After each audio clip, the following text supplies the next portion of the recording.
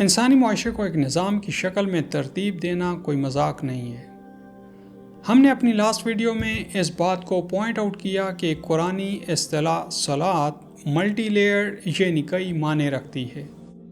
آئین جس انداز میں اس کے مختلف معنوں کو مختلف اینگل سے پیش کرتا ہے، تاریخ کی کتابوں میں رپورٹ ہوئے سچے واقعات اس بات کی تصدیق کرتے ہیں کہ الکتاب یعنی اللہ کے دیے نظم زندگی کو نبی اور ان کے اسٹوڈنٹس نے اسی طرح ریڈ کیا جس طرح جدید سسٹم طے میں اتر کر بلڈ یا آنکھوں یا فنگر پرنٹس کو ریڈ کرتے ہیں۔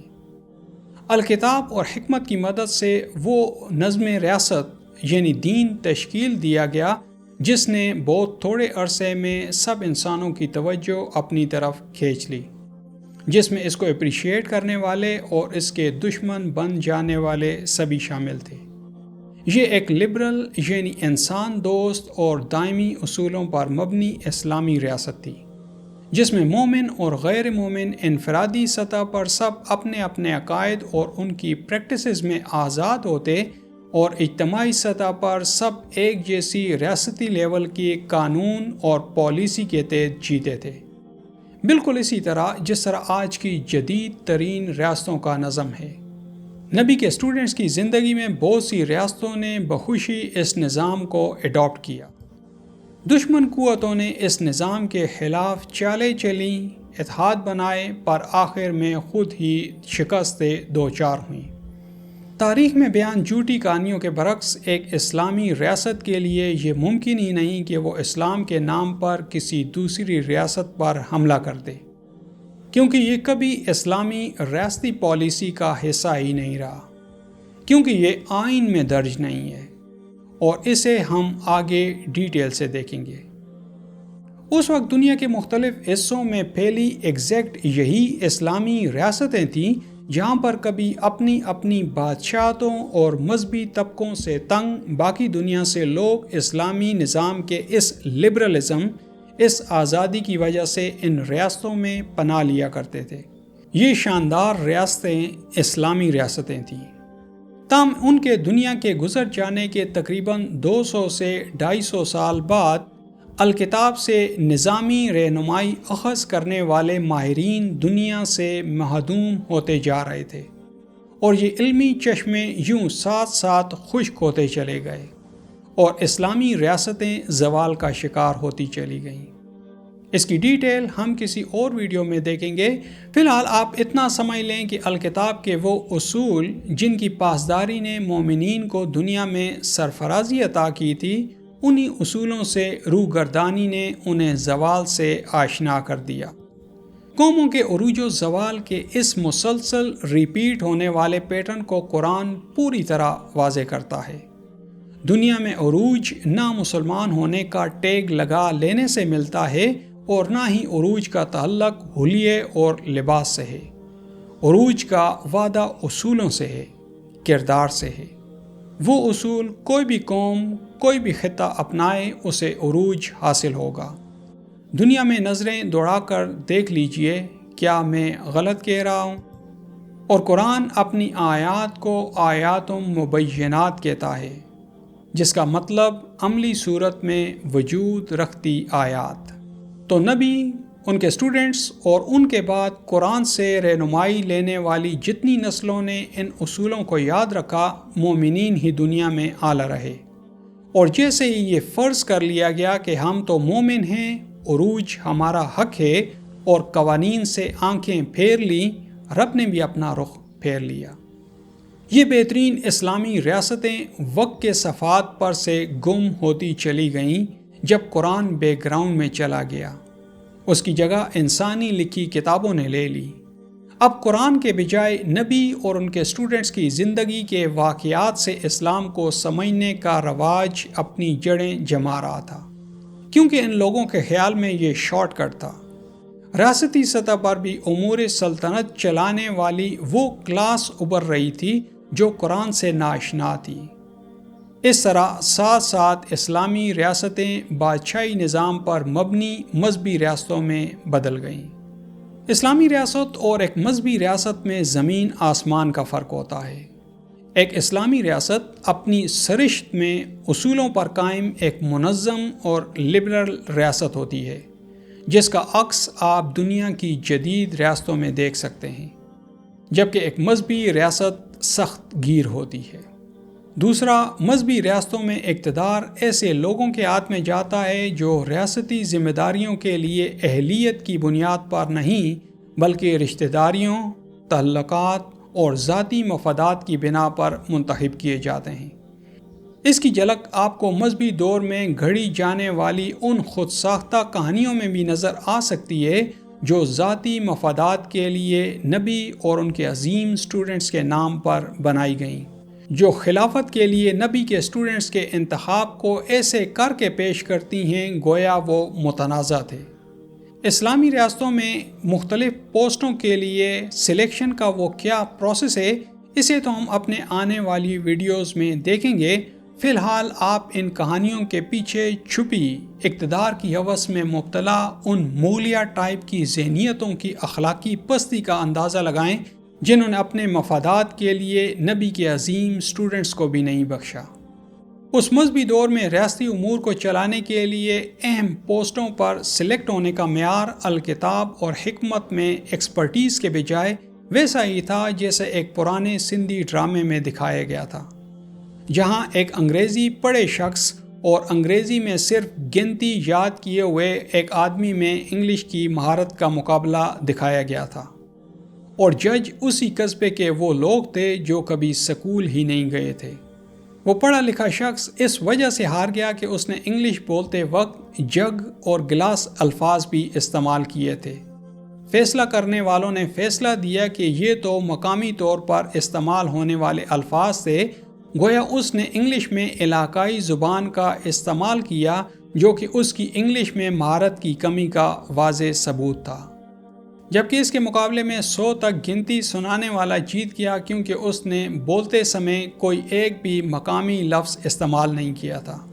امور سلطنت کے لیے الکتاب اور حکمت میں ایکسپرٹ باقی ماندہ لوگوں کے بجائے یہ مذہبی کلاس اس وجہ سے منتخب کر لی جاتی تھی کہ الکتاب سے ہر چیز کو دیکھنے کی صلاحیت سے محروم ہونے کے باوجود یہ لوگ تاریخ سے رٹے رٹائے اور خود اپنے گھڑے واقعات کے ذریعے بادشاہوں کو اسلام ان کی مرضی کا کر کے سمجھاتی تھی۔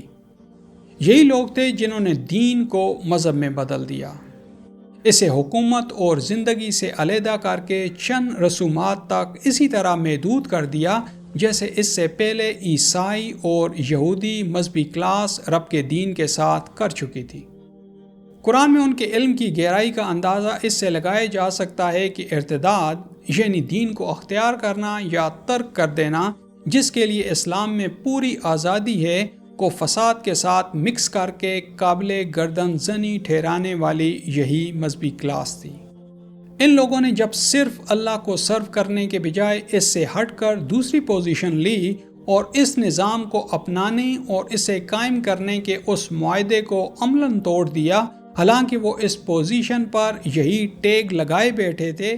جب انہوں نے یہ کر دیا تو اللہ کے ہاں سے عمل کے رد عمل والا قانون حرکت میں آیا تو اللہ نے ان سے اپنی رحمت کو روک لیا اور ان کے اندر سوچنے سمجھنے کی صلاحیت کی اس حس کو بے حس کر دیا جسے عام زبان میں ہم ضمیر کہتے ہیں، جو انسان میں ٹھیک اور غلط کا احساس جگائے رکھتی ہے۔ جب یہ احساس ختم ہوا تو وہ بڑھ کر رب کے کلام میں مانوی تعریف کے مرتکب ہو بیٹھے۔ جس طرح اسلامی ریاست میں مختلف پوسٹوں پر تعیناتی کا معیار بادشاہی نظام میں سلیکشن کے معیار کے ساتھ بالکل لگا نہیں کھاتا، اسی طرح امور سلطنت چلانے کا انداز بھی بادشاہی مزاج کے ساتھ میچ کر ہی نہیں سکتا تھا۔ طاقت کے نشے میں کمزور طبقوں یا کمزور ریاستوں پر چڑھ دوڑنے کی آئین میں قطعاً کوئی گنجائش نہیں، لیکن بادشاہوں کے دماغوں میں سمائے حرص و ہوس کے خناس کا کیا علاج ہو۔ چونکہ الکتاب میں موجود اسلامی ریاستی نظام اس طرح کی چیزوں کی نہ انفرادی سطح پر اجازت دیتا ہے اور نہ ہی اجتماعی یعنی ریاستی سطح پر، اقام الصلاۃ کے قانون کے تحت مومنین انہی دیے قوانین کو اپ ہولڈ کرتے اور انہی کے تحت زندگی بسر کرتے ہیں۔ پر اب یہ چیز مسئلہ بن گئی کیونکہ اب مسند پر بیٹھے لوگ اقام الصلاۃ کے تحت رب کے دیے قوانین کی پاسداری اور احترام کرنے والے لوگ نہیں، بادشاہ تھے۔ تو بادشاہوں کے دماغوں میں سمائے حرص و ہوس کے لیے راستہ اسی صورت میں ہموار ہو سکتا تھا اگر اقام الصلاۃ میں اس نظام کو قائم کرنے اور اسی ریاستی قوانین کا احترام کرنے کے متعلقہ معنی کو دوسرے معنی نماز قائم کرنے کی جگہ شفٹ کر دیا جاتا۔ تو اسلامی ریاست کے ان قوانین کی رکاوٹ کو صاف کرنے کے لیے صلاۃ کو نماز سے بتدریج فکس کر دیا گیا، اور یہ تاثر سیٹ کر دیا گیا کہ صلاۃ کا مطلب صرف نماز ہے، اور اقام الصلاۃ میں اللہ نے نماز ہر حالت میں قائم کرنے کا آرڈر دیا ہے۔ یوں یہ اصطلاح صلاۃ وقت کے ساتھ ساتھ اس کے صرف ایک ہی معنی یعنی نماز تک محدود ہو کر رہ گئی۔ یہی مانوی تعریف ہے، جہاں الہامی الفاظ نہیں بلکہ ان کے مطلوبہ دائرہ کار اور سیاق و سباق کے معنی کو تبدیل کر دیا گیا، اور یہ حرکت صرف نماز تک محدود نہیں رہی۔